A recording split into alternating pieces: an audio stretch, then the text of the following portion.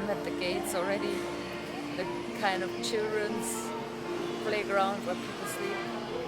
And it's so noisy. You hear some kind of Muslim music, you hear some kind of Indonesian music, you hear people, kids screaming and everything. It's horrible. I'm trying to get some rest, but it's like being on some kind of kermis.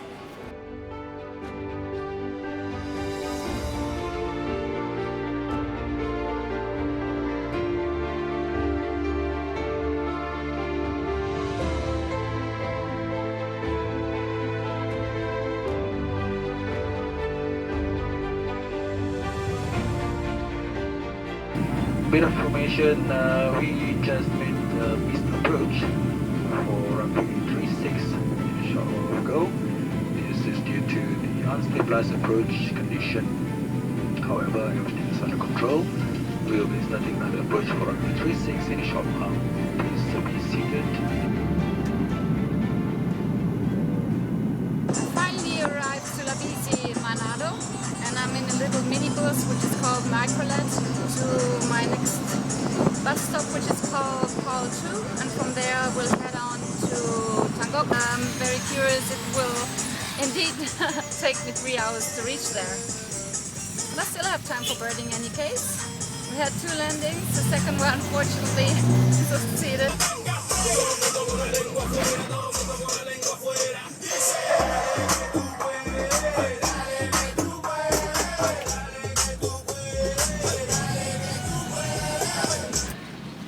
I arrived in Geradio, wherever this is, and the last public transport is some kind of jeep where people can sit on the back and they tie the bags up with a rope.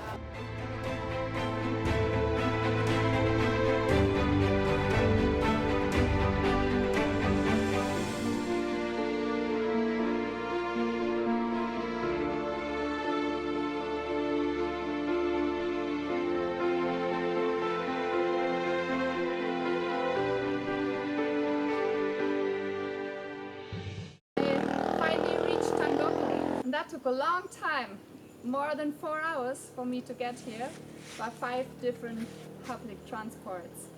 You basically take the microlets, but also some other kind of buses. Quite busy here, unfortunately, but there's still a lot of birds around, as I've seen already when we were driving here. Used to the heavy road traffic here seem to be these yellow-sided flower peckers. The first birds I am filming for you on Sulawesi. These flower peckers are endemic to Sulawesi and occur in a variety of forested habitats. Their omnivorous diet consists of spiders and insects, as well as fruits of mistletoes, small figs and wild cherries. That is beautiful. And there its partner flies in with a well squeezed out fruit. Flower peckers used to eat most of their fruits by turning them in their beak around horizontally and squeezing them out until all sap is gone. These flower peckers are common throughout their range.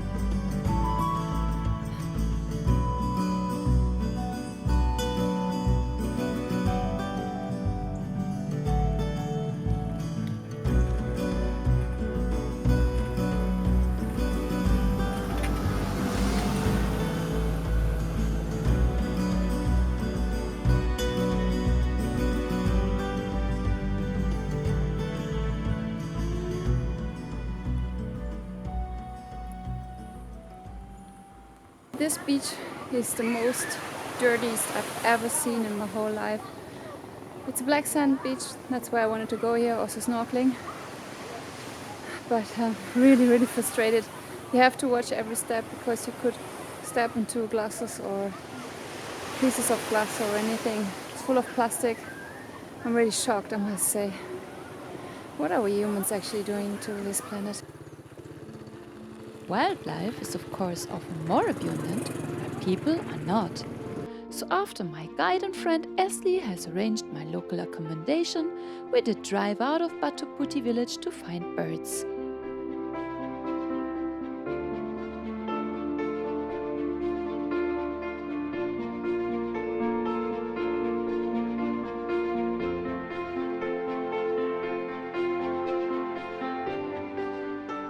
Good morning, Esli. Good morning. Where are we, Esli?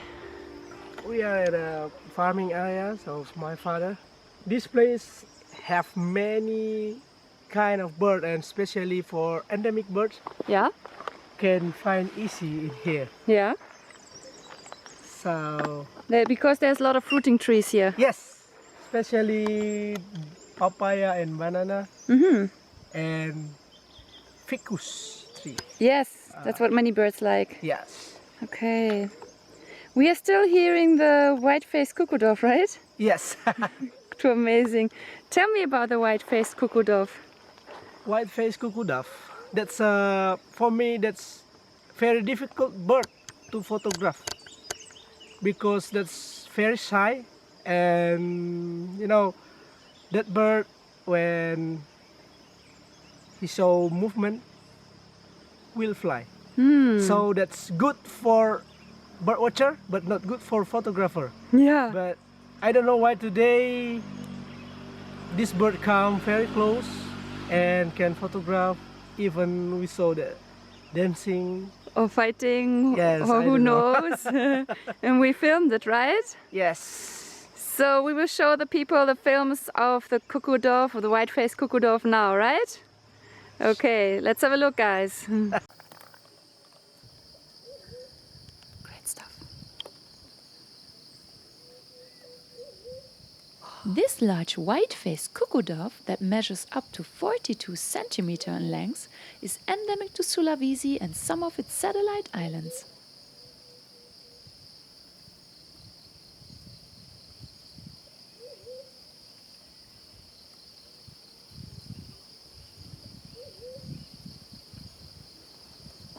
Besides a little difference in the slightly smaller size of the females, there is no sexual dimorphism. So we were not able to find out if we were observing here some kind of pre-mating ritual or a fighting between two males. These doves frequent gorges and patches of dense woodland in relatively open country and forest edges in primary forest, where they feed in the subcanopy on fruits and berries and small orange figs, but also papayas. And we just seem to have been lucky to see them here at the roadside. And we head on to explore birds on his father's plantation slopes.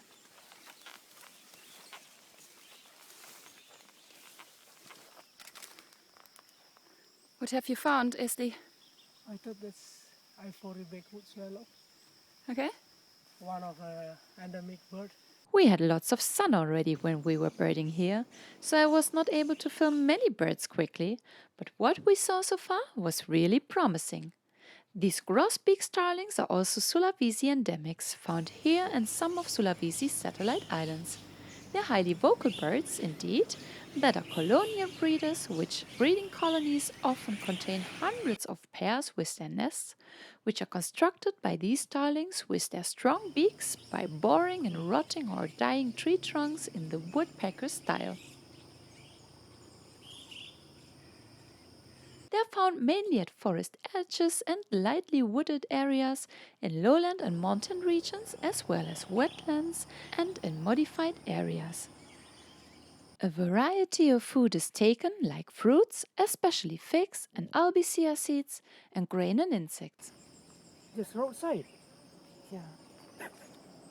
We're not there.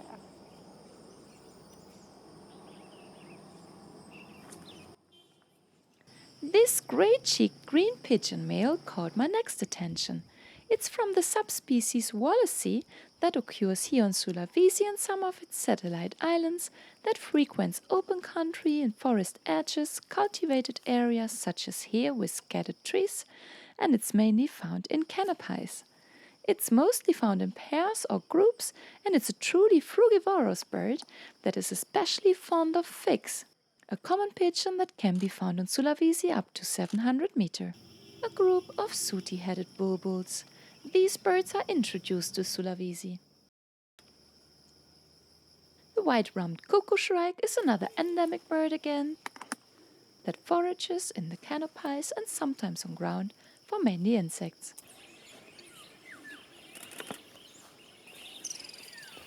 On Sulawesi only occur 2 woodpecker species. Both are endemic here, and this one is the smallest of them, the Sulawesi pygmy woodpecker, that can be found on Sulawesi and its satellite islands of Togian and Butung.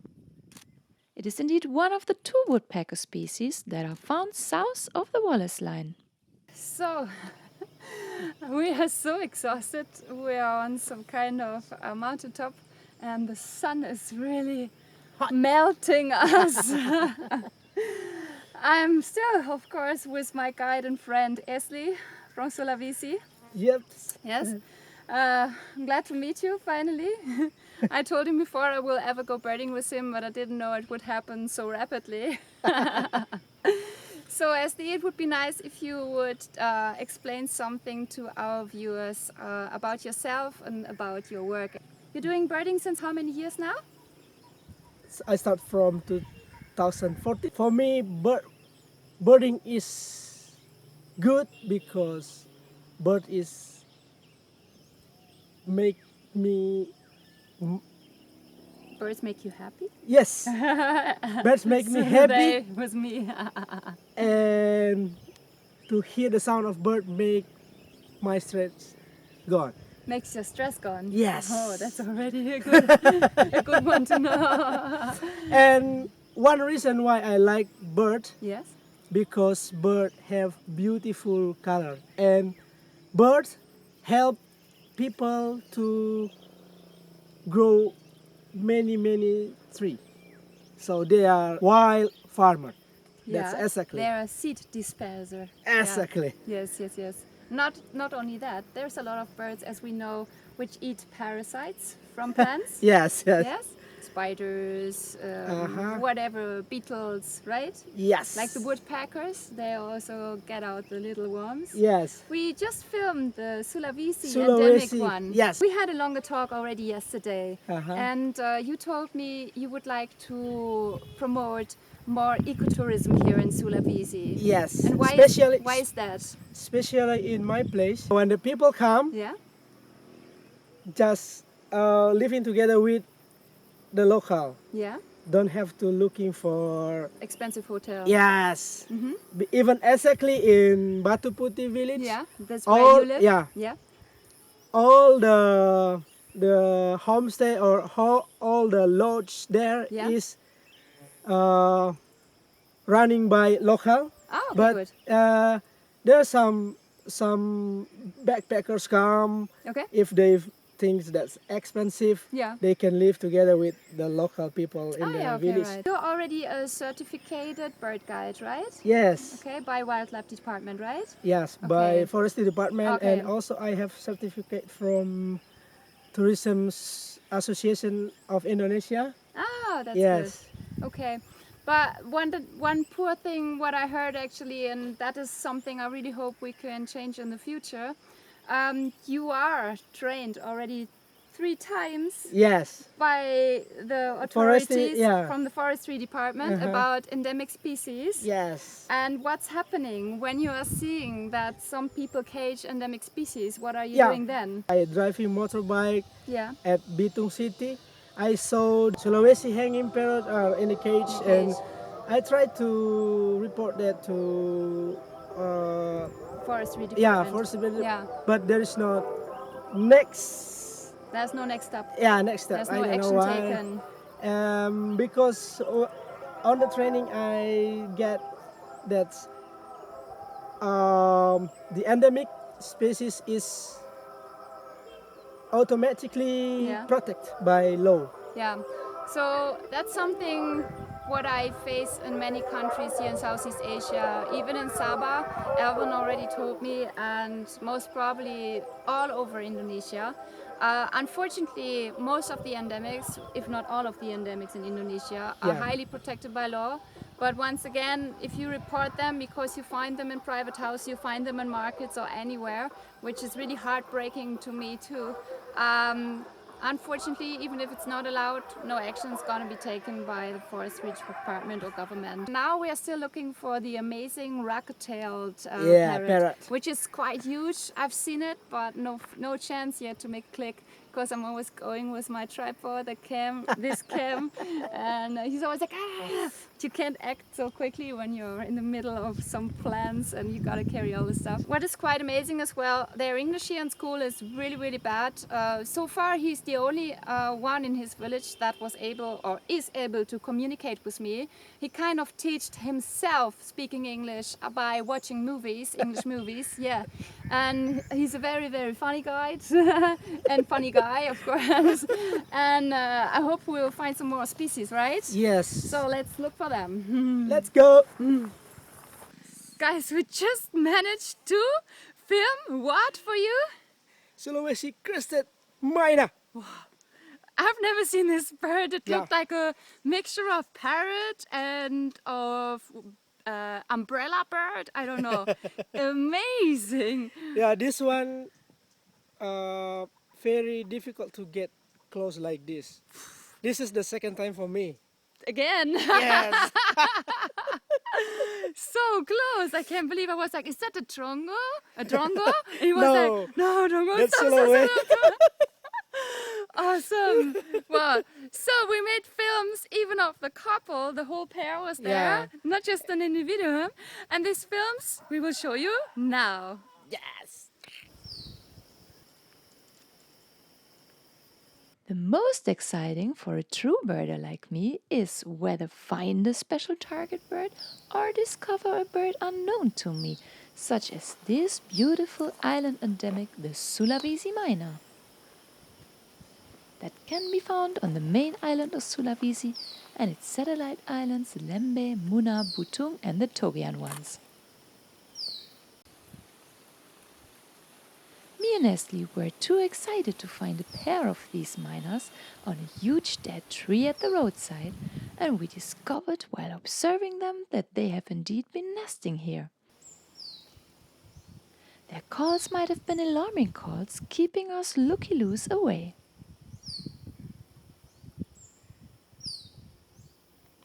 They are considered the rarest of the Sulawesi starlings that mainly frequent primary forest and woodland, particularly in hilly areas and secondary forests, where they mainly feed on canopies.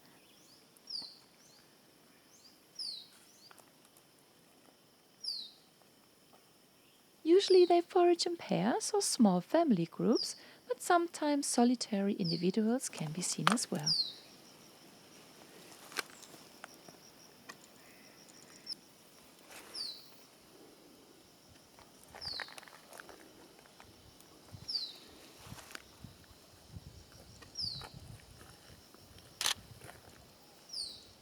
And there it goes off to the nest. Inspecting it or having eggs or chicks already, we're unable to find out. Sulawesi mynas are omnivorous. 52% of their diet seems to be invertebrates, 44% fruits and 4% small vertebrates.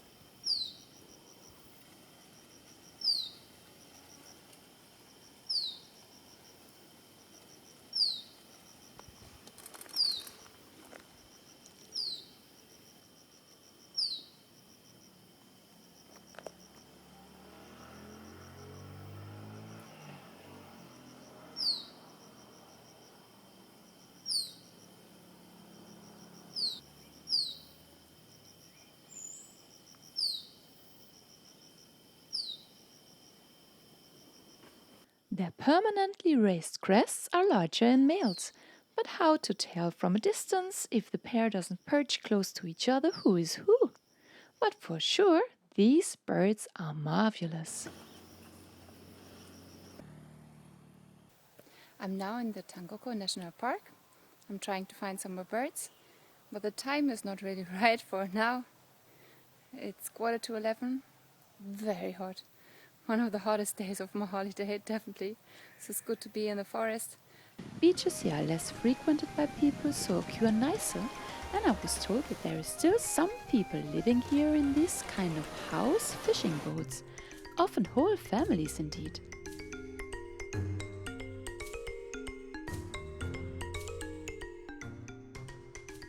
How domestic pigs ended up here in the reserve seems unclear to me.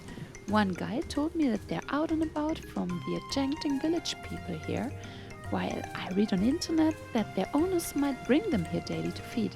Since the buffering zone around the reserve is all long vanished and the reserve has no fences, I actually expect them to be rather roaming around here freely and building up their own population. Sulawesi is home to a nice number of island endemic pigeons and doves.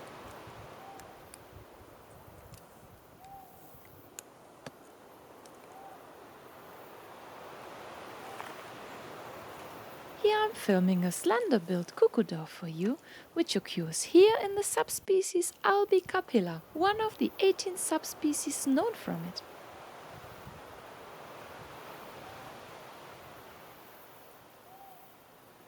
These doves are found from Malaysia to Australia and inhabit gallery woodlands, secondary growths, and isolated tree groups and grasslands.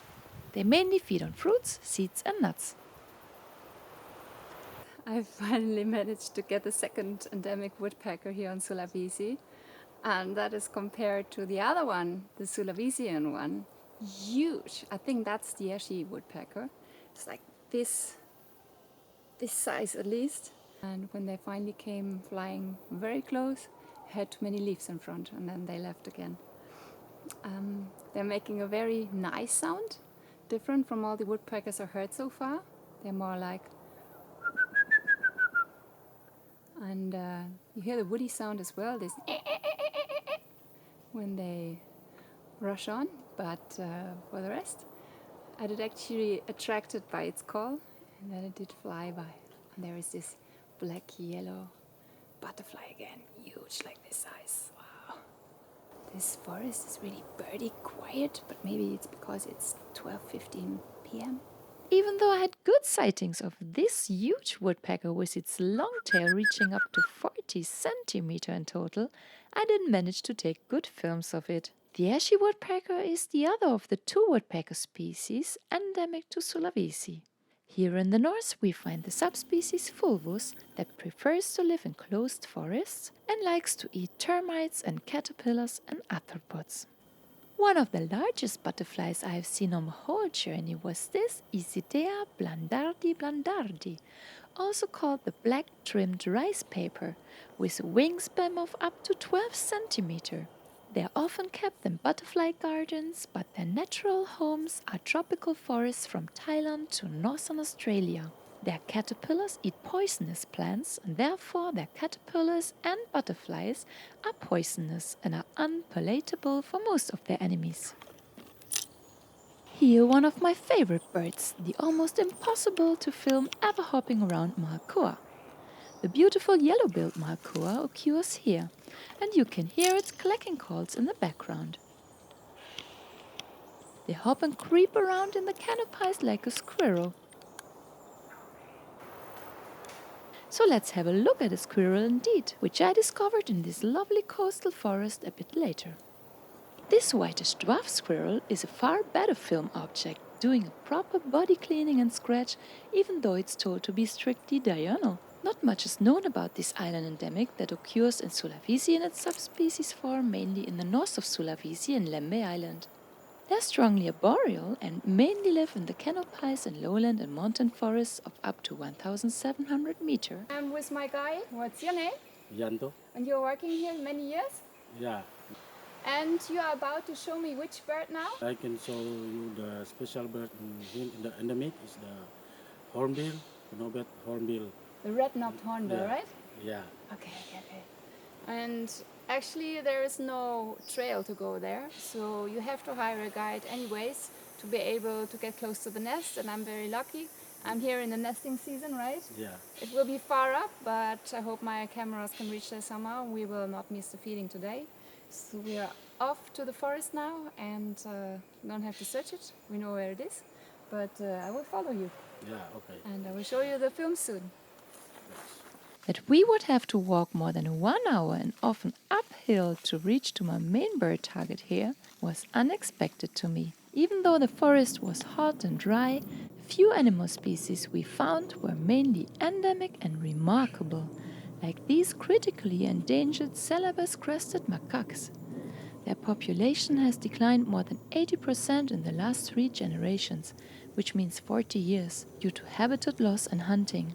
This reserve holds the largest macaques population in their remaining original distribution range here in North Sulawesi. Unfortunately, the hunting continues as they are seen as a pest by some farmers and as well as a meat delicacy used on traditional celebrations. A star bird which seems to be clicked by most visiting birders in this reserve is the blue-headed kingfisher, which status is unfortunately not a happy one as well.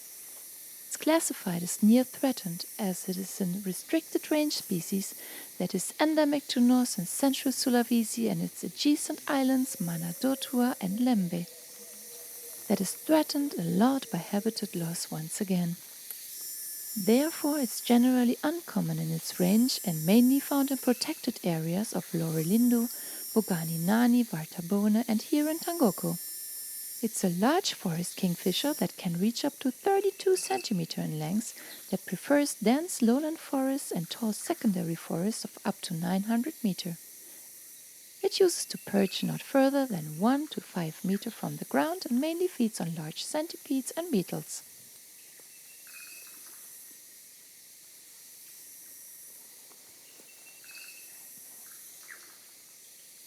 Guys, believe it or not, but this is my first owl I found on my trip. These owls are the ochre-bellied boo-boos. They're just sitting right up there. And these films, of course, I will show you now. Have a look. These owls are of course also endemic birds which occur in Sulawesi and its satellite islands of Butung and Togian. They are medium-sized booboos that are mainly found in primary and tall secondary lowland and lower montane forests up to 1000 meter and riverine forests. The story goes on and on. Yes, these birds are threatened by habitat loss as well, therefore are listed as near threatened. At daytime they mainly roost in dense vegetation such as rattan palms, so we are lucky again to find a group of 3 individuals here on open branches to film them. They're chiefly birds of drier vegetation and little is known about their diet, only that they eat also insects.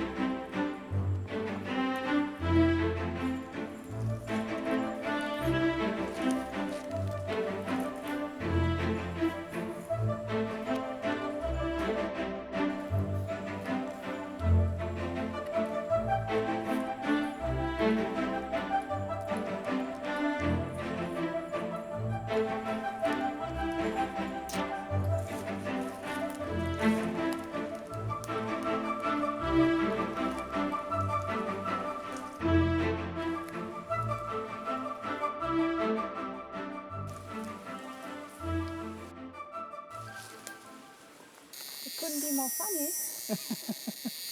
Since I'm going to Sulawesi, I have more friends here already. I knew that. But now I met who?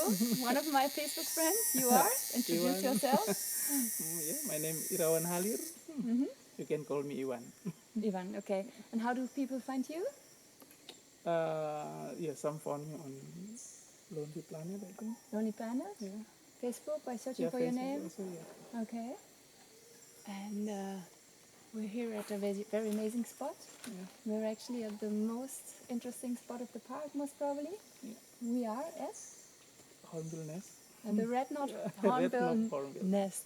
We just arrived and the male came to feed the female. Yeah. The hornbill will not return the next 1.5 hours, something, right? Yeah, something like that. Because it takes a long time to gather Yes. new food. Yes. Yes. And how long is the nesting procedure going on for the while? The nest around 4 months like that. For a month. Yeah. So how long does the female have to incubate? More than 2 months.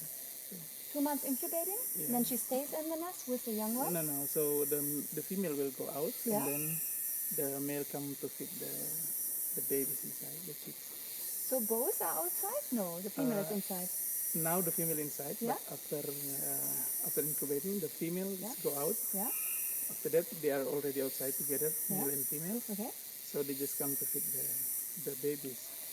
And I'm a very lucky person because this is the first time I'm able to see this really beautiful red-knot hornbill, and also the first time I see a hornbill at the nest and feeding. So I'll most probably wait here because this was my dream bird to see. Thanks for this interview, You're welcome. and I will let you know once our video is ready.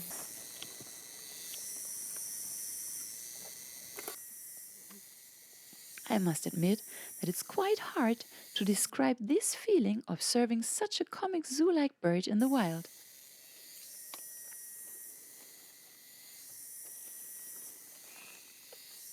So far I haven't experienced anything like this.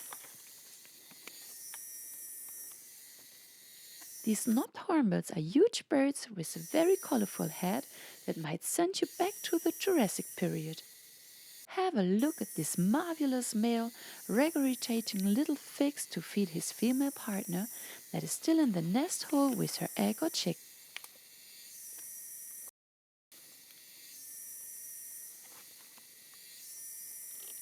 This tree must have been created for this majestic residence. A male can't be perched nicer to feed his family.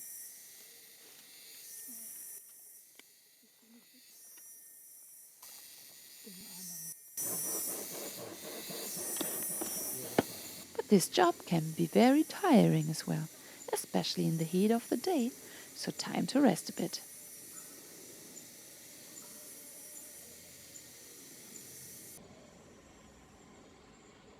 These large birds measure 70 to 80 centimeters in length of males that weigh up to 2.5 kilograms.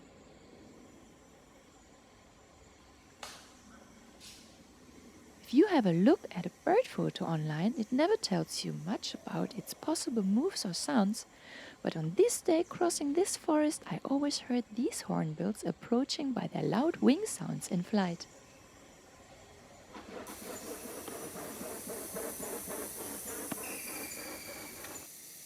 These hornbills have an incubation time of about 35 to 40 days, and to protect herself and her only valuable egg during the long incubation time, hornbills developed a unique technique to seal themselves in their nest hole during the incubation time, which the females do so with their own faces, which they stick and patch around the nest hole entrance.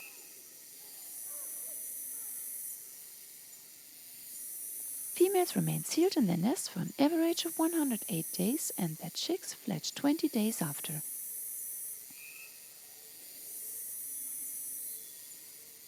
Knobbed hornbills are endemic to Sulawesi and its satellite islands Lembe, Tokian, Muna and Butung. Here in the protected area of the Tangkoko Reserve, quite a healthy number of these hornbills are still found. One study showed that in areas with many fig trees, 10 pairs nests per square kilometer could be found. In non-breeding season, even up to 51 birds were found in a group foraging. They favor red figs. Figs are making up to 69% of the diet provided by the males feeding his partner and chick. They are important seed dispersers because they are mainly frugivorous. Only 1% of their diet seems to consist of animal food, inclusive insects, bird eggs and nestlings.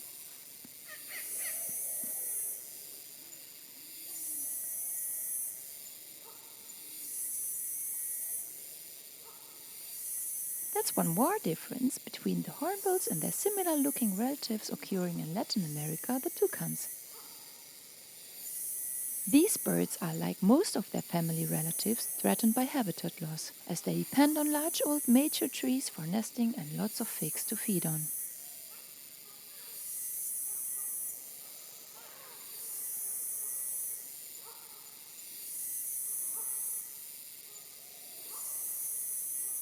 Due to ongoing human population growth on Sulawesi and poor management of their nature reserves, logging of especially tall trees continues. And these hornbills are still captured to be kept as pets, as well as shot in some regions to wear their casque and knobbed horns as a jewelry with traditional clothes. So these endemic dinos are listed as vulnerable and under CITES too. But can their status save them from human future generations' impact?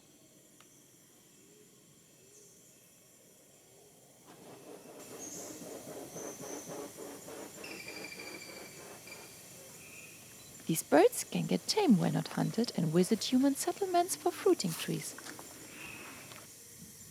Isn't it actually much better to see them in your own garden instead of seeing them in an imprisoned life or wearing them around your neck?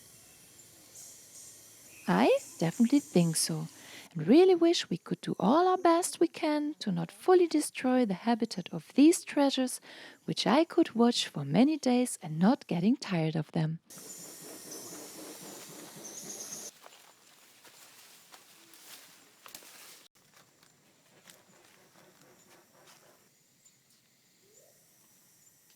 Listed as vulnerable as well, but not a bird, is this cutie endemic tarsia, which is recently taxonomically splitted and named after Dr. Sharon Gursky, who carried out studies among the species' behavioral ecology. 11 subspecies of the spectral tarsia can be found on Sulawesi, but even though they are protected by national law, it doesn't mean that they would not be hunted for their cuteness and end up as pets, especially here in Tangkoko. But more than half of these petted tarsias die within 2 years of prisonship. All attempts to breed them in captivity have been failing as well. Some caged Sulawesi tarsias even banged their heads so many times against the cage lattice bars that they died. So what is actually wrong with us that we like to torture animals so much? But that's not all. Their diet consists 100% of live animal prey, mostly insects such as large grasshoppers and small vertebrates, so they're highly affected by pesticides used on agricultural fields. Other threats are illegal logging and mining for limestone for cement manufacture and predation by domestic dogs and cats. At least 30% of the habitat has been converted to agricultural land in the past 20 years. These cuties only occur in the east part of north of Sulawesi, called the Minahasa region. It's truly heartbreaking to me to know that these highly social nocturnal primates that can jump up to 5 meters are taken from the wild to suffer caged lives with greedy, distinct monkeys, us.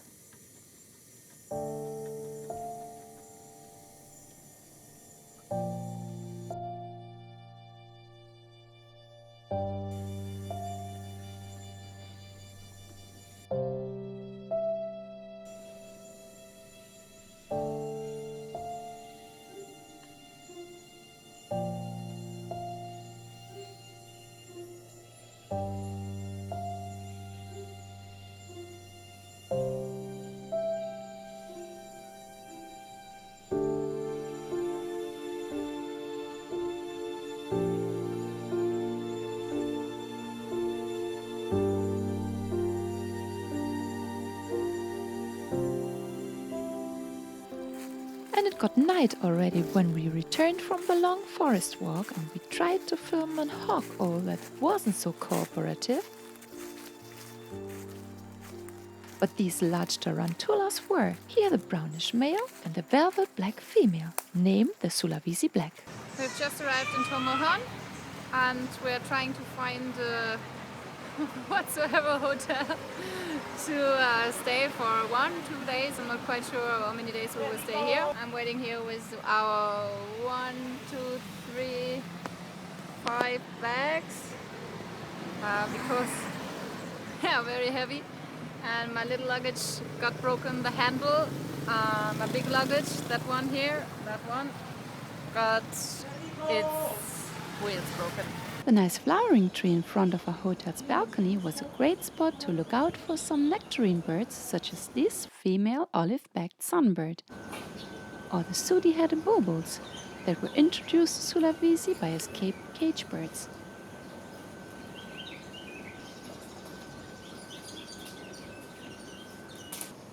And an Eurasian tree sparrow that is joining the feather preening as well. On a walk through the agricultural fields, we also saw the tiny Sulawesi pygmy woodpeckers again that were foraging on some rather dead trees for insects in a pair, or maybe male and his subadult female offspring. Besides that, their food also consists of insects and plant matter. Not much is known about their diet. They are found in a variety of forested habitats as well as coconut and coffee plantations and farmlands as well, and are often seen on high thin branches like these ones here.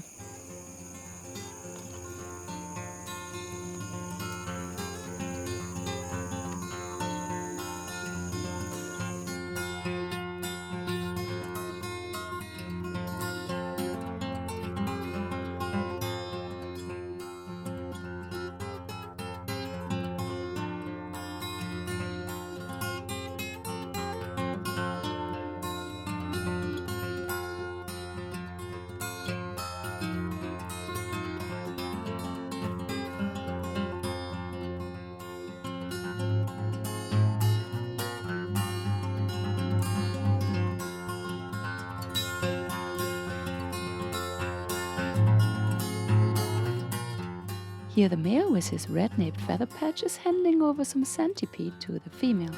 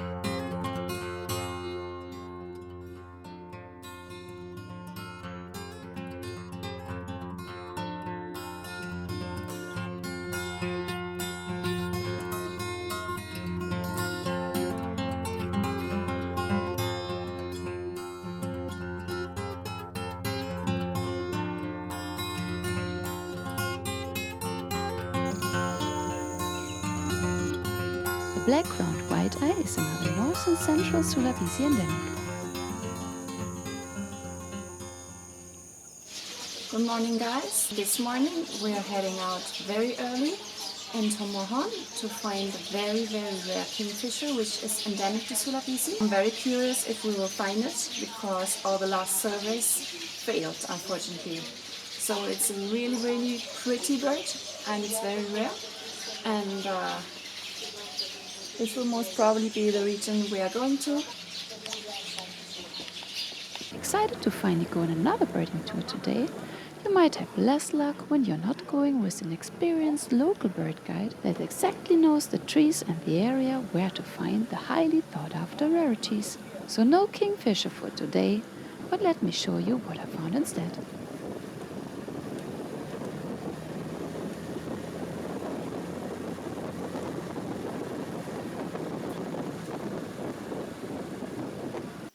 I'm very happy I just clicked the jumbo fruit dove for you. Far away, but better than nothing. I have some clicks and also some videos for you. So have a look. Wrong identified by my new travel partner. This is not a jumbo fruit dove, but a western superb fruit dove instead. And here female shows up. It's endemic to Sulawesi and the adjacent island Peleng and the Sulu Islands. They seem to be pretty shy birds and are mainly seen in canopies. They live in a variety of forested habitats and are frugivorous.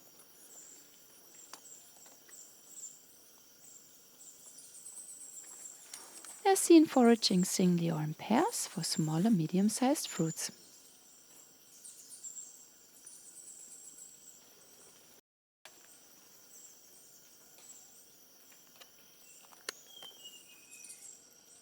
This is a more colorful male with its pinkish cap.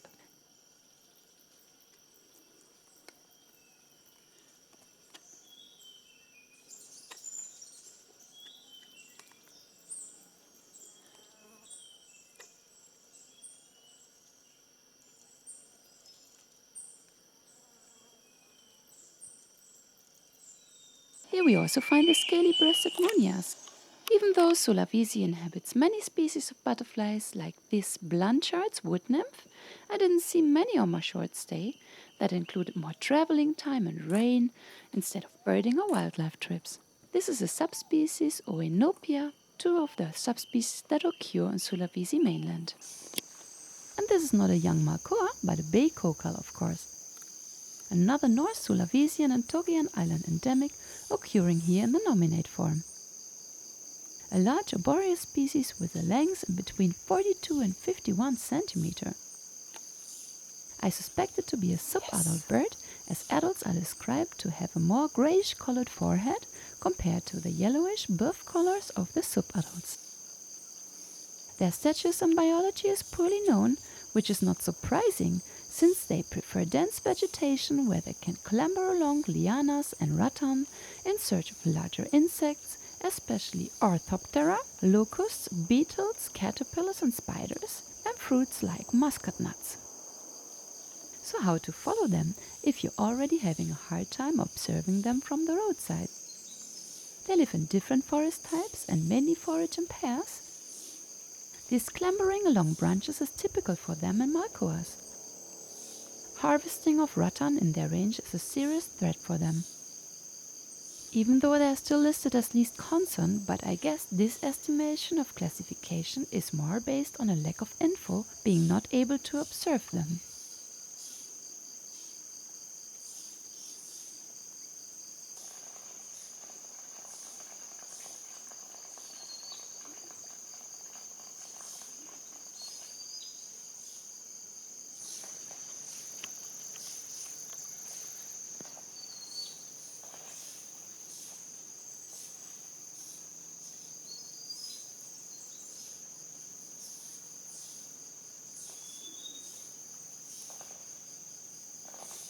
Looks like a cuckoo, eating its favorized food, a caterpillar.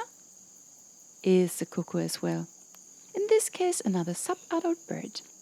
It's a female from the Virescens subspecies of the brush cuckoo.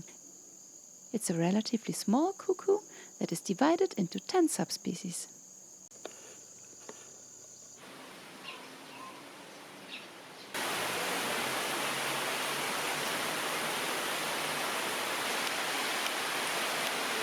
Man, just a bit of terrible rain today. It's kind of never ending, never stopping. We are working on our files, videos, photos for now. It's not yet the end of the day, but we really hope that it will stop, that we can do another birding tour. Finally, the rain stopped and a bit of the sun came out again, so the olive-backed sunbird female had time to preen her feathers again, and we were out and about to the agricultural fields again. After the kind of non-stop rain we had today for at least 4 hours, We're finally on our way to see if we can get the button quail today again. All the birds are coming out now after the rain, and I'm very lucky. Not the greatest light to film buff banded rails, but just their time to stray out again from their high vegetation heights. Usually shy as rails tend to be, these bantam-sized birds are to find in good numbers here on the agricultural fields in Tomohon. They inhabit a huge variety of wet and moist habitats with low, dense vegetation. They're omnivores and scavengers as well, that eat lots of invertebrates, small vertebrates, seeds, fallen fruits, and other veggie matter and carrion as well. The females lay 5 to 8 eggs in tall grass or reed, and both parents incubate them.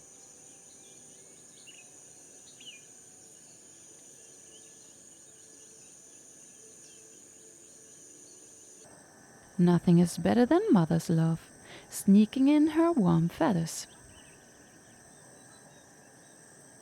The little chicks leave their nest within 24 hours after hatching to follow their parents until they reach adulthood.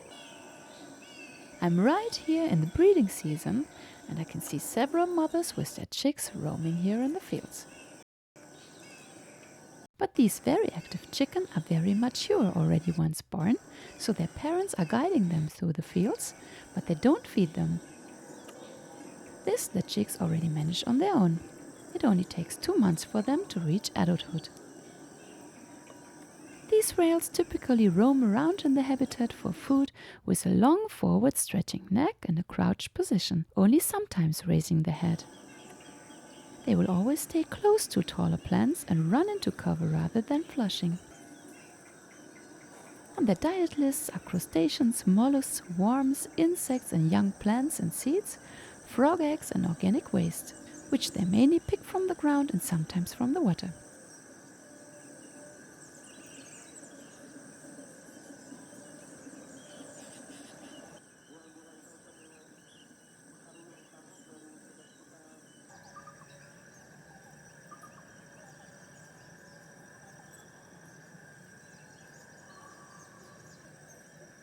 I never like animals to work for us, but the poor farmers here in Sulawesi don't know better. These buffaloes at least don't look like they would starve of hunger, and using cows to farm and to transport crops is of course more environmentally friendly. I finally found out how my delicious fruit grows. The fruit that I only know as chayore. Tatimon is the name here, and look how it looks like. I love it. My new travel partner left me and I went more successful birding on my own. Finally I found a raptor. This spotted kestrel male seemed to just have finished his meal on some pigeon. They resemble the common kestrels in their habits, and they are also found in a variety of open habitats, inclusive cultivated areas and urban areas, but it's a bit smaller. The subspecies Microbalios occurs here.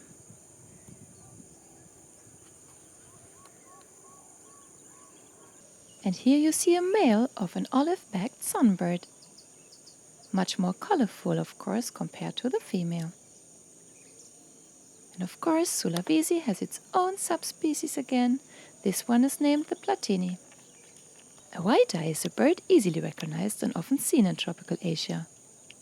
This subspecies montanus belongs to the mountain white-eye, and whoever named it must have made a mistake, since they prefer to occur in subtropical and tropical mangrove forests and wastelands, and are here also on some lower elevation farmland. They mainly eat fruits and drink nectar from flowering trees and insects, and are often trapped for the exotic pet trade. And the next morning I went back to Mount Mahavu to find the scaly kingfisher. What a coincidence! My friend Ashley just arrived with some of his clients. We already found the scaly-breasted kingfisher, but I didn't see it yet. It's raining a lot. Unfortunately, it's going on also here in the forest, and we are close to its nest, and we are expecting to arrive one of the adult individuals soon. So wish us luck. I'm not the only one here today, of course, because it's a rare bird. I'm here with another Dani. And he's from Singapore. No, I'm from Jakarta. You are from Jakarta. So, and with his best friend. And we are trying to find it, so wish us luck. And there it is, the scaly kingfisher. Ashley kept on calling and searching around for it approximately 1 hour, but then my breath catches in my breast. These kingfishers prefer to perch in the mid-story, so it's more a question of patience to spot it, once you know that you are indeed located in the territory of these kingfishers. It's quite large, 24 to 25 centimeter long. Most bird watchers are happy to have clicked a good number of shots from their target bird, but I wanted to find out more about this stunning kingfisher female. And might I be lucky also to find her mate? This forest kingfisher surprisingly behaved quite comfortable, and with my minimum movements and filming sounds, I had a great chance to observe it here for several hours. The scaly kingfisher is endemic to Sulawesi and exists here in 2 subspecies that differ mainly in their distribution range and slightly in their colorization. Here I'm filming a female of the nominate form, which range is defined to northeast Sulawesi. Repeatedly, I'm showing you a near-threatened bird that is mainly affected by huge habitat loss, and degradation continues in its hill and mountain forest habitats. Forests are cleared for transmigration settlements, agricultural and infrastructural development, and large-scale logging. Truly amazing. I just got something of this very, very delicious fruit juice, no, tree juice, which is tapped directly from the tree bark. It's this. And I just filmed it, how they get it from the palm trees. I think it's containing alcohol, I have no idea, but I got like a whole bottle for free. So it's so delicious and I will enjoy it a lot. This is Willem, that is of course bare feet climbing up the simple bamboo pole ladder to the treetop of a sugar palm. No, of course, there is no alcohol dripping just out of a palm tree, but this is what the people here mainly make from it. Since this fresh palm sap was so delicious, I was of course curious to find out how this palm would produce so much of this sap that these jerry cans have to be changed daily. Totally new to me, Indonesian communities all long understand the dozen of benefits that sugar palms bring with them.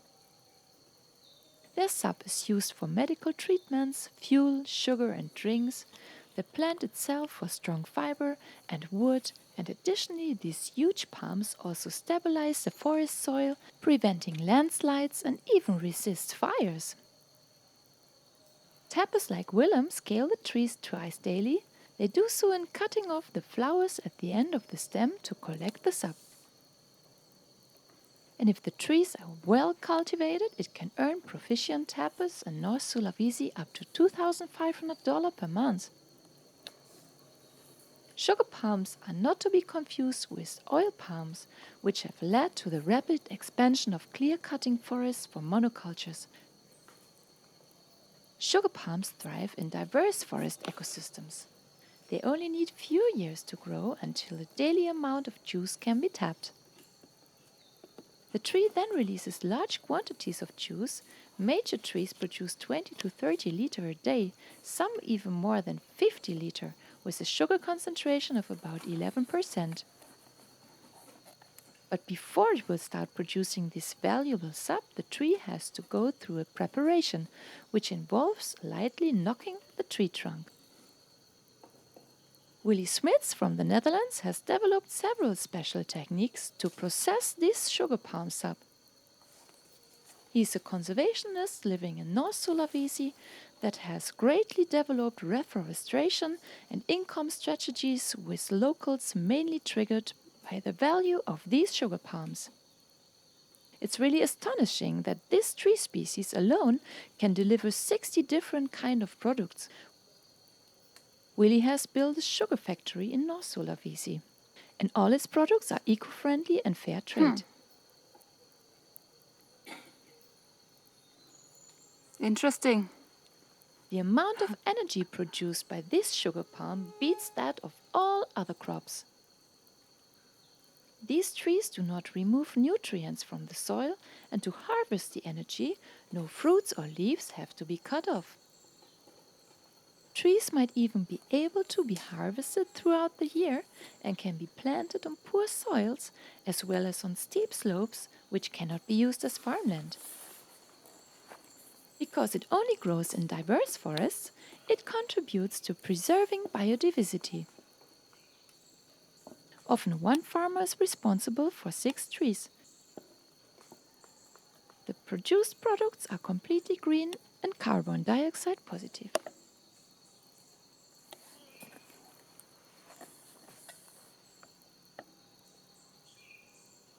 The Minahasa people call the palm liquor they make from this sap saguer.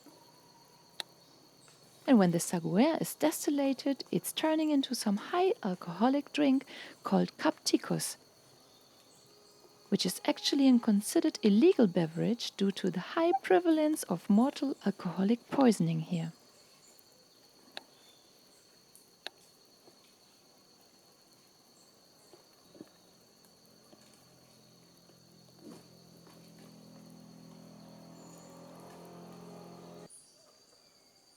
This scaly kingfish is the first wood kingfisher I have ever seen alive, and compared to most of the other kingfishers, these kingfishers don't need any water body nearby. I've seen it taking off for some food on the forest floor, but I had no idea how it spotted it so quick. After a few seconds, it returned to the same perch with a catch in her beak. Here was some earthworm. It may eat insects, beetles, and cicada nymphs, and small lizards. But this mealworm seems disgusting. And honestly, I wouldn't like to eat earthworms either. It might occur as low as 250 meter, but is most frequently encountered between 900 and 2000 meter. They also nest here in the forest, excavating long vertical tunnels in steep slopes to brood their young.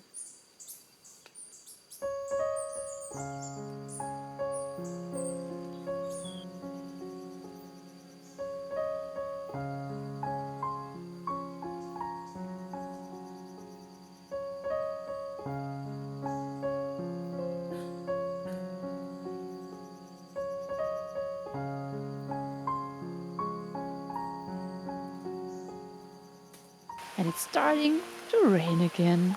While my film cam had no water protection besides 2 longer palm leaves, this pretty bird simply seems water resistant.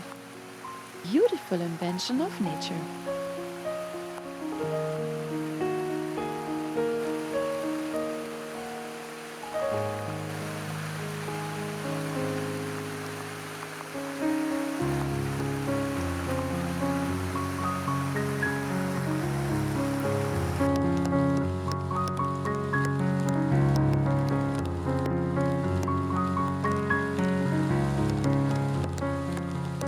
To film it.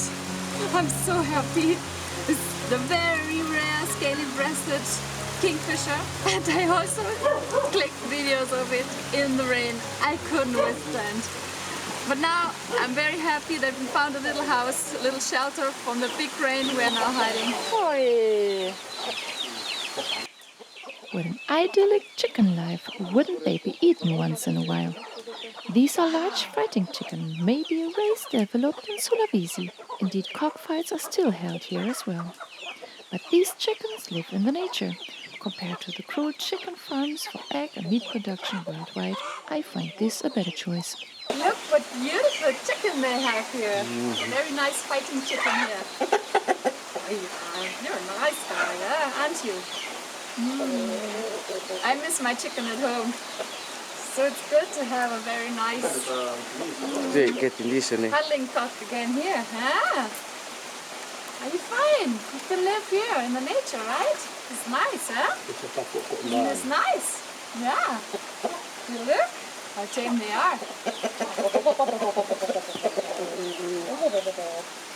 Chicken massage goes like this. I show you. Chicken massage. I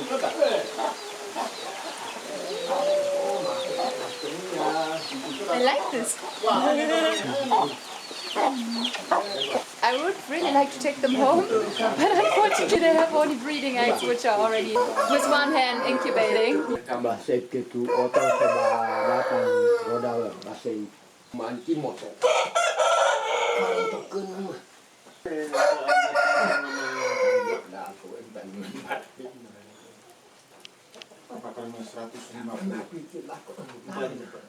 Bok bok bok bok.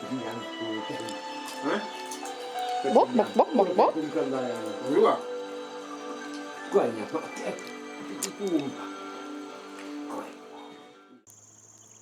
Because of all the rain, it got very foggy when I left the mountain forest. It looked like early morning, but it was noon indeed. I had spent more than 6 hours in the forest to find and film the scaly kingfisher. I'm off for my last birding on Sulawesi. It's been quite a great time. I found a lot of interesting species which I've never heard about, I've never seen. I'm watching out for some more rails. And finally I got the barred rail for you. Been trying so hard to click it the last days. It's very shy and I didn't take my video camera now. I just wanted to go with my cam for the last birding today. But I clicked it and I will show you some of the pics I just made. So this is my goodbye from Sulawesi. I hope you enjoyed my film and see you soon with my next travel